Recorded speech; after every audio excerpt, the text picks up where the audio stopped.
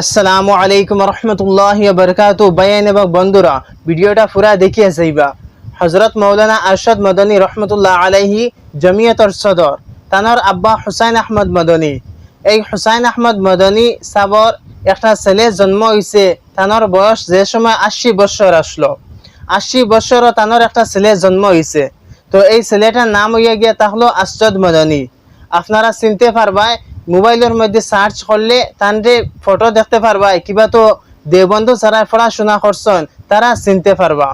এই আরশাদ মদনী ও সময় জন্ম নিছেন যে সময় তানোর আব্বার বয়স আসলো 80 বছর।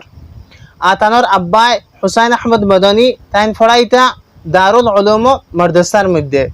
তো ছাত্র জিকার করলা, হজরত আপনার বয়স তো 80 বছর, 80 বছরও তো মানুষ কমজোর হয়ে যায়, মানুষের শরীর কমজোর হয়ে যায়, শরীরের হাড্ডিগুলা কমজোর হয়ে যায়, মানুষ সহবাসর কাবিল থাকে না। কিন্তু আপনার বয়স 80 বছর, আর এই বয়সে আপনার গরো একটা ছেলে জন্ম নিছে। কিলা জন্ম নিল? আপনার ভিতরে ওলা তাকত নেই। তো হুসাইন আহমদ মদনী রহমতুল্লাহ আলাইহিয়ে মানে ছাত্র অখলরে জবাব দিলা যে मैंने जवानी में जवानी की हिफाजत की, मैंने जवानी में जवानी की हिफाजत की, इसीलिए खुदा बुढ़ापे में मेरी जवानी की हिफाजत कर रहा है। হুসাইন আহমদ মদনী রহমতুল্লাহ আলাইহি ছাত্ররে জবাব দিলা, কইলা যে আমি জওয়ানির সময় আমার জওয়ানিরে হিফাজত করছি, জওয়ানির সময় জওয়ানিরে হিফাজত করছি, আর এই কারণে বুড়াকির সময় আল্লাহ তাআলা আমার জওয়ানিরে কিতা করছে, ঘুরাইয়া দিছে। বুড়াকির সময় আল্লাহ তাআলা আমার জওয়ানিরে হেফাজত রাখছে। বুড়া হয়ে গেছেন তবুও আল্লাহ তাআলা তার জওয়ানিরে কিতা করছে, হেফাজত রাখছে। তো তাই যে সময় জওয়ান আসলা, নিজের জওয়ানিরে হেফাজত রাখার মতলব কিতা, যে নিজের ভিতরে যে শক্তি আছে জওয়ানির জুসের মধ্যে আইয়া, জওয়ানির সময় শরীর হিট থাকে, গরম থাকে, শরীরের মধ্যে জুস বেশি থাকে, ওই সময় নিজের ভিতরে যে শক্তি আছে এই শক্তিগুলা তাই খুয়াইছেন না, ক্ষতি করছেন না, এগুন বাঁচাইয়া রাখছেন। আর বাঁচাইয়া রাখার কারণে 80 বছরও তাই সহবাসর কাবিল আসলা, আর সহবাসর কাবিল তাহার কারণে তানোর গরো কিতা হইছে, মানে সন্তান হইছে। তো আমরা যারা নজওয়ান আছেন, আমরা জওয়ানির সময় যদি আমরা নিজরে কন্ট্রোল করিয়া রাখি, হ্যাঁ সহবাস করতে হর, কিন্তু কন্ট্রোল করিয়া যদি জওয়ানিরে রাখি, আর যে শক্তি আছে এই শক্তিগুলারে মানে ফালতু যায় না করিয়া ভিতরে বাঁচাইয়া রাখি, তাহলে বুড়া হওয়ার পরে আমার শরীর কমজোর হইতো না, আমার শরীরের হাড্ডিগুলা কমজোর হইতো না, বুড়া হওয়ার পরেও আমি সহবাসর কাবিল থাকবো।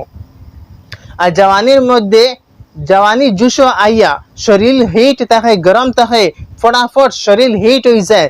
কোনো মানে কোনো কথা শুনলে, কিবা তো কোনো মেয়ের কিবা তো কোনো মানে স্ত্রীর কথা শুনলে শরীরের মধ্যে গরমি আইয়, আর এই গরমিটারে যদি আমি জওয়ানির সময় খালি মিটাইতে থাকি, তাহলে বুড়া হওয়ার পরে আমি তো মানে বাচ্চা পাওয়ার দূরের কথা, আমি সহবাসর কাবিলও থাকতাম না। এর লাগি নিজের জওয়ানির হেফাজত করা হইল গিয়ে জরুরি। যদি আমি হেফাজত করি তাহলে বুড়া হওয়ার পরেও আমি সহবাস করতাম পারি যদি, তাহলে আমার গরো মানে বাচ্চা জন্ম নিতে পারবো। বুড়া হওয়ার পরে মানুষের ইচ্ছা হয় যদি সহবাস করবার, তাহলে সহবাস করতে পারবো। আর জওয়ানির সময় যদি তার নিজের ভিতরের সহবাস করি করি নিজের ভিতরে যদি যে শক্তিগুলা এইগুলা যাওয়ায়, তাহলে বুড়া হওয়ার পরে হে নিজে কমজোর হয়ে যাব, সহবাসেরও কাবিল থাকতো না। আর আমরা নজওয়ান যারা আছেন, তারা যারা বিয়া হয়ে গেছে তারা তো সহবাস করিয়া খুব বেশি তারা ভিতরের শক্তি তারে যাওয়ায়, আর যারা শাদী হয়েছে না তারা নিজের হাত দিয়া হস্ত মাইথুন করিয়া নিজের ভিতরের শক্তি তারে খুয়াইতে থাকে। এই কারণে ভাইয়ান এবং বন্ধুরা, আমি কইতাম যে নিজের জওয়ানির হেফাজত রাখবা। এই ভিতরে যে শক্তিগুলা, এই শক্তিগুলা মানে বহুত মানে শক্তি, এই শক্তিগুলারে যদি তুমি ফালতু যাওয়াও তাহলে তোমারও নুকসান হইব, আমারও নুকসান হইব। এর লেগিন জওয়ানির হেফাজত রাখা হইয়া গিয়ে থাকলো জরুরি। এর লেগিন এই জিনিসটা খুব বেশি খেয়াল রাখবা। আগে ভিডিও শেয়ার করবা, লাইক করবা, ফলো করবা, আর সাবস্ক্রাইব করে যাইবা, আর অন্যর কাছে শেয়ার করবা। আসসালামু আলাইকুম রহমতুল্লাহি ওয়া বারাকাতুহু।